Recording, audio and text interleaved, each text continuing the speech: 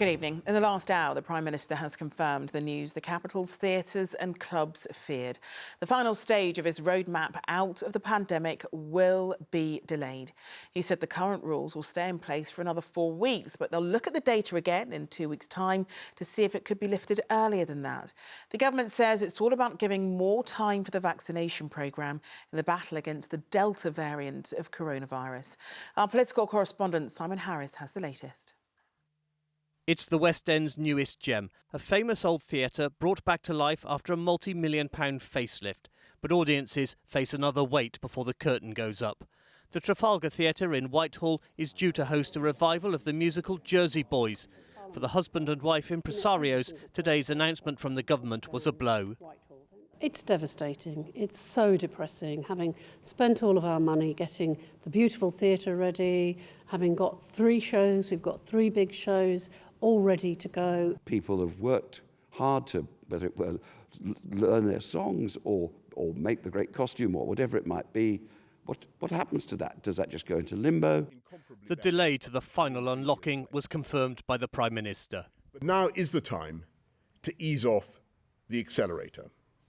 Because by being cautious now, we have the chance in the next 4 weeks to save many thousands of lives by vaccinating millions more people. So the full lifting of restrictions will be delayed by at least 2 weeks, possibly 4.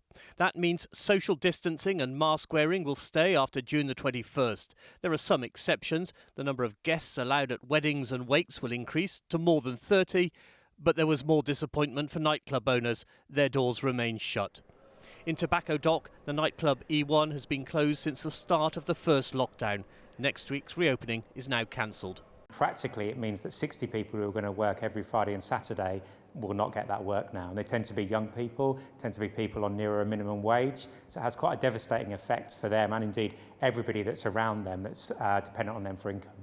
At their home at Sandhurst in Berkshire, Matthew and Lisa were trying to take in what it means for their July wedding, already rescheduled once after an earlier postponement. Very unclear. Amazing and unclear, yeah. Is it going to be inside, outside? But I'm very excited. Finally, we don't have to change anything.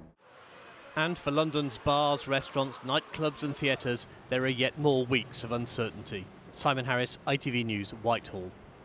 Good evening, I'm Duncan Golestani. Institutional corruption, those were the words used today to describe the actions of London's police service over the unsolved murder of Daniel Morgan.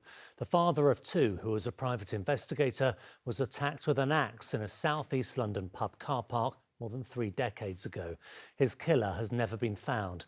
Today, after an independent panel criticised the Metropolitan Police for concealing and denying failings in the case, they apologised to Daniel's family, admitting corruption had hampered their original murder investigation. Our political correspondent Simon Harris reports. This is one of the most devastating episodes in the history of the Metropolitan Police. 22 years after London's police force was labelled institutionally racist, its reputation is once again on the line. This time, the charge is institutional corruption. 34 years after a killing in the car park at the Golden Lion in Sydenham, an independent inquiry has given its verdict on why no one has been brought to justice. The victim was Daniel Morgan, a private detective who died from head wounds after someone attacked him with an axe. From the moment of his murder, there were serious failures of investigation, both at the scene, which was never searched, and during the first investigation. Daniel Morgan was murdered in Sydenham on March the 10th, 1987. But in May 1989, a murder case against 2 suspects was dropped. In April 2008, 4 men, including one of the original suspects, were charged with Mr. Morgan's murder. But in March 2011, that case collapsed after the police failed to disclose evidence. In its most damning finding, the inquiry concluded concealing or denying failings for the sake of the organisation's public image is dishonesty on the part of the organisation for reputational benefit and constitutes a form of institutional corruption. I think everyone out there who's got a brain and has watched the activities of the police and the miscarriages of justice and things like, they kind of know intuitively that this is going on, cover-ups, the police looking after their own.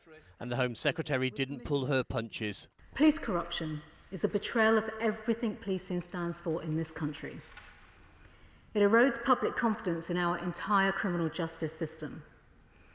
It undermines democracy and civilised society. The Met apologised to the Morgan family, but didn't immediately accept the charge of institutional corruption.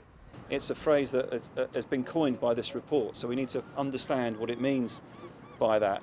But my experience of this organisation is one of an organisation that seeks to do the best it can.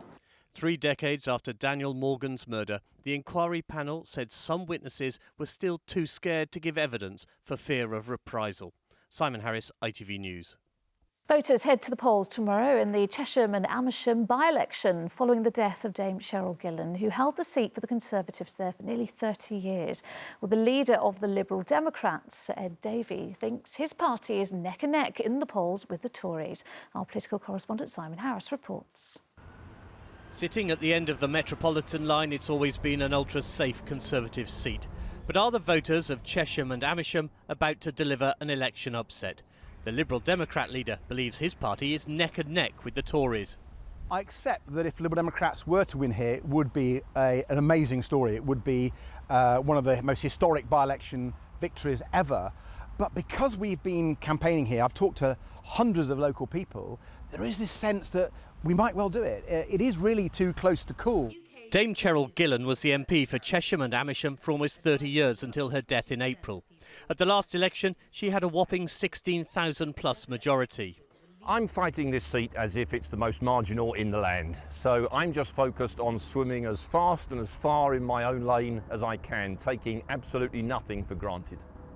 With its twin towns and rolling countryside, Chesham and Amersham has all the hallmarks of true blue Tory territory. But there's one government scheme which infuriates many Conservative voters, HS2. Although HS2 will largely be hidden from view in a tunnel beneath the Chilterns, it is making its mark. Construction sites like this one are dotted along the route. The HS2 viaduct is going to run across this valley. Caroline Culver is the Green candidate. Her party hates HS2.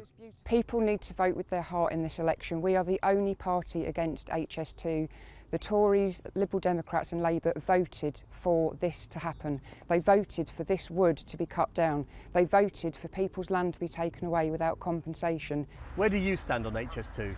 So it's a big fat no for me, HS2, and it always has been. But your party backed it?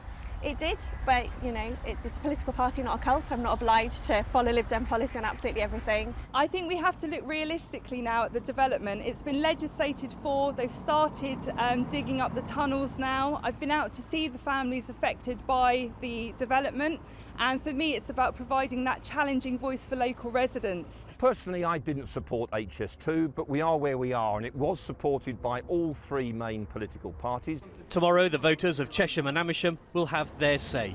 Simon Harris, ITV News, Chesham. Well, here is a look at the full list of candidates standing in the by-election tomorrow. There are 8 people in the running. Next, she was a highly decorated police officer who worked on Notting Hill Carnival and with victims of the Grenfell Tower fire. But in 2019, Robin Williams was convicted of possessing an indecent image, which was sent to her in a WhatsApp message. She was ordered to do community service and sacked, but now she has appealed against her dismissal. Robin Williams was a familiar face to TV viewers. She was the voice of Scotland Yard on big events like Notting Hill Carnival and New Year's Eve fireworks. But in 2020, she was sacked for gross misconduct after being found guilty of possessing an indecent image on her phone. The child abuse video was sent to her in a WhatsApp message. She claimed she was unaware of it. The jury didn't believe her.